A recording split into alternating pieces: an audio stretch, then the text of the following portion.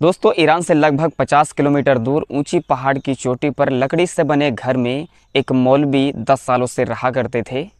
सुबह का वक्त था। मौलवी अपने घर से बाहर निकला। उसने देखा कि एक खूबसूरत नौजवान लड़की पहाड़ की चोटी पर खड़ी है और वो आत्महत्या करने जा रही है, छलांग लगाने जा रही है। वैसे ही दौड़ते दौड़ते मौलवी साहब उस लड़की के पास जाते हैं और उसे पीछे से रोक लेते हैं।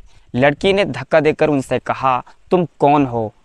और फिर मौलवी ने पूछा, तुम कौन हो, यहाँ क्या कर रही हो? कोई बात हो तो बताओ, मैं तुम्हारी मदद कर सकता हूँ। लड़की ने रोते हुए कहा कि तुम मेरी मदद क्या करोगे? तो मौलवी साहब ने फिर कहा, तुम बताओ तो सही से क्या बात है, क्या हुआ है? लड़की ने रोते हुए कहा कि मेरे पति यहाँ खो गए हैं और मेरे घर वालों ने भी मुझे भगा दिया है घर से। ना ही मेरा कोई सहारा है और ना ही मेरा कोई ठिकाना है और ना ही मेरा कोई आशियाना है। मुझको मेरे घर वालों ने भगा दिया है और मैं यहाँ इस पहाड़ पर घूमती घूमती फिर रही हूँ। दोस्त, चैनल को सब्सक्राइब नहीं किया तो प्लीज़ चैनल को सब्सक्राइब एंड वीडियो को लाइक ज़रूर करना। फिर वो मौलवी उस लड़की का हाथ पकड़ता है और उसको पहाड़ की चोटी से धीरे धीरे उतार कर अपने लकड़ी से बने हुए घर में वहाँ पर लाकर उसको रोक देता है। और वहाँ पर एक दूसरे से बातचीत करते हैं। थोड़ी देर एक दूसरे के बारे में जानने की कोशिश करते हैं कि तुम कौन हो, कहाँ से हो, क्या करती थी, तुम्हारा पति आखिर गया तो कहाँ गया।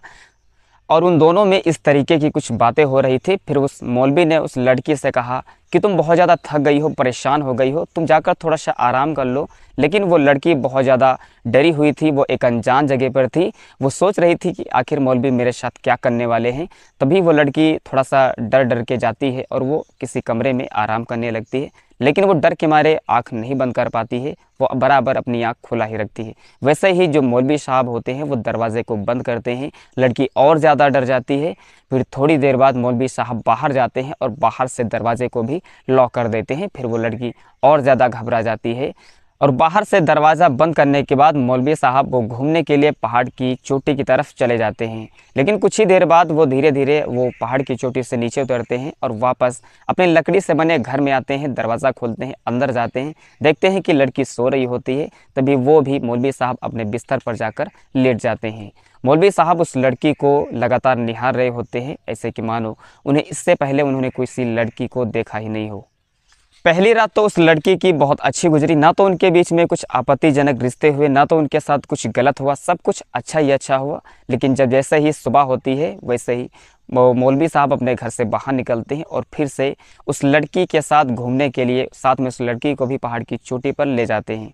वहाँ पर जब जाते हैं तो वहाँ पर अच्छे अच्छे जो प्लेस होते हैं, जगह होते हैं, उन सबको वहाँ पर घूमते हैं। लेकिन थोड़ी देर बाद जो मौलवी साहब होते हैं उस लड़की से कहते हैं कि तुम पीठ के बल इस ज़मीन पर लेट जाओ। अब वो जो लड़की होती है वो उनकी तरफ देखती है कि ये क्या क्या अजीब अजीब हरकत बता रहे हो करने के लिए। तो जो मौलवी साहब होते हैं वो कहते हैं कि जितना मैं कह रहा हूँ उतना तुम करो।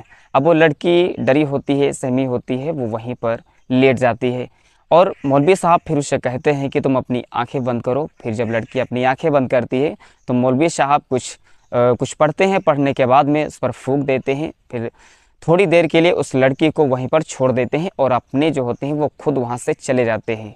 लेकिन थोड़ी देर बाद जब लड़की अपनी आंखें खोलती है तो अपने आप को वहाँ पर अकेला पाती है। उस सुनसान एरिया में, उस पहाड़ की चोटी पर अपने आप को जब अकेला पाती है तो बहुत ज़्यादा डर रही होती है। जैसे समय बीतता जाता है धीरे धीरे शाम होती जाती है। लड़की और ज़्यादा डर रही होती है। लेकिन थोड़ी ही देर बाद जैसे शाम हो जाती है वैसे मौलवी फिर उस लड़की के पास जाता है और उस लड़की का हाथ पकड़कर धीरे धीरे पहाड़ की चोटी से नीचे उतारता है और फिर से लकड़ी से बने हुए घर में वो फिर से लाता है। और वहाँ पर फिर से मौलवी साहब उस लड़की को आराम करने के लिए बोलते हैं। फिर वो लड़की अपने कमरे में जाती है और आराम करने लगती है और इधर मौलवी साहब भी अपने कमरे में आराम करने लगते हैं। दूसरी रात भी उस लड़की की बहुत अच्छी गुजरती है। उन दोनों के बीच में ना तो कुछ गलत हुआ ना तो कुछ अच्छा हुआ। अब जैसे ही सुबह होती है फिर से मौलवी साहब उस लड़की का हाथ पकड़ते हैं और उसे घुमाने के लिए पहाड़ की चोटी की तरफ ले जाते हैं। जैसे ही पहाड़ की चोटी पर पहुंचते हैं वैसे ही मौलवी साहब उस लड़की से कहते हैं कि इस बार तुम पेट के बल यहाँ पर लेट जाओ। अब लड़की जो होती है वो बहुत ज़्यादा उनको गुस्से से घूर रही होती है। तो कभी कमरे में लेटने के लिए बताते हैं तो कभी पीठ के बल लेटने को बताते हैं और आज पेट के बल लेटने को बता रहे हैं। लेकिन जो लड़की होती है वो उनकी बात मानती है।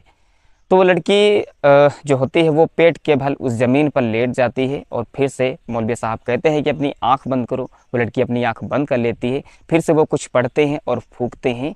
उसके बाद फिर मौलवी साहब वहाँ से तुरंत गायब हो जाते हैं।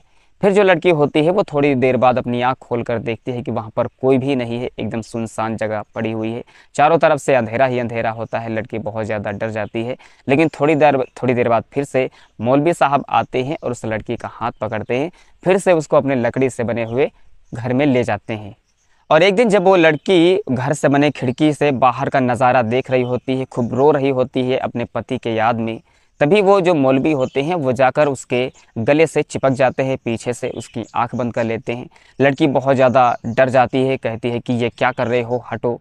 तभी जो मौलवी साहब होते हैं उनकी दाढ़ी मूंछ अचानक से गायब हो जाती है और वो एकदम नौजवान लड़के जो है 25-26 साल के बन जाते हैं। जब वो लड़की उनकी तरफ देखती है तो सच में आश्चर्य हो जाती है, कहती है कि अभी तो यहाँ मौलवी साहब थे और तुम कौन हो। फिर उस नौजवान ने उस लड़की से सब कुछ पूछा कि जिसके साथ तुम यहाँ पर 2-3 दिन से रह रही हो, उसने जो है वो तुम्हारे साथ गलत किया, अच्छा किया, उसका बिहेव कैसा था, उसका व्यवहार कैसा था। तो लड़के ने कहा कि मुझे कुछ नहीं पता कि उसका व्यवहार कैसा था, लेकिन था तो ठीक ठाक ही था। उस नौजवान लड़के ने कहा कि तुम यहाँ कैसे आई। तभी लड़की ने अपनी पूरी दास्तां बताई कि मेरा जो पति है वो कहीं पर खो गया था और मेरे घर वालों ने भी मुझे बेघर कर दिया, इसलिए मैं भटकते भटकते यहाँ पहाड़ों पर आ गई और मैं अपनी आत्महत्या करने जा रही थी। इस वजह से एक मौलवी ने मेरा हाथ पकड़ लिया, मैं छलांग लगाने वाली थी, उन्होंने हाथ पकड़ लिया और मेरी उन्होंने मदद की और उन्होंने अपने घर में मुझको सुरक्षित रखा। तब उस नौजवान लड़के ने बताया कि मैं ही तुम्हारा शौहर हूँ, मैं ही तुम्हारा पति हूँ। लड़की ये सुनकर बहुत ज़्यादा हैरान हो जाती है, एकदम हक्की पक्की रह जाती है कि तुम क्या बोल रहे हो। वो कहता है कि हाँ सच में मैं ही तुम्हारा शौहर हूँ। दरअसल एक दिन मैं रास्ते से गुजर रहा था, तभी एक महिला आती है और वो मुझसे शादी करने के लिए कहती है, लेकिन मैंने साफ साफ मना कर दिया कि मैं पहले से ही शादीशुदा हूँ, मेरी पत्नी घर पर मेरा इंतज़ार कर रही है। लेकिन उसने मेरे ऊपर काला जादू कर दिया। मैं हर हालत में उसे शादी करने के लिए तैयार नहीं था, लेकिन उसने मेरे ऊपर काला जादू किया और मुझे एक जवान से मुझे एक बूढ़ा मौलाना या फिर हकीम बना दिया। फिर जो है मैंने सोचा कि इस बूढ़ी सी शक्ल में अपने पत्नी के सामने क्या करने जाऊंगा। फिर मैं यहीं पहाड़ों में लकड़ियों का घर बनाकर यहीं पर रहने लगा। फिर उस महिला ने कहा कि जब तक तुम्हारी पत्नी तुमको ढूंढते हुए यहाँ तक नहीं आएगी और अपने पवित्र हाथों से तुमको जब तक नहीं छुएगी, तब तक तुम अपनी इसी अवस्था में रहोगे, तुम कभी जवान नहीं हो पाओगे। और देखो तुम मुझे ढूंढते ढूंढते यहाँ आ गई और तुमने मुझे अपने पवित्र हाथों से छुआ और मैं फिर से 25 साल का एक नौजवान युवक बन गया हूँ, लड़का बन गया हूँ। और वो दोनों फिर से वहाँ से तुरंत अपने घर के लिए रवाना हो जाते हैं, चले जाते हैं और पहले के जैसी ज़िंदगी वो दोनों फिर से जीने लगते हैं। तो दोस्त ये कहानी आपको कैसी लगी? कहानी अच्छी लगी तो वीडियो को लाइक और चैनल को सब्सक्राइब करके ज़रूर जाना। मिलते हैं एक और रोमांटिक कहानी के साथ, तब तक के लिए धन्यवाद।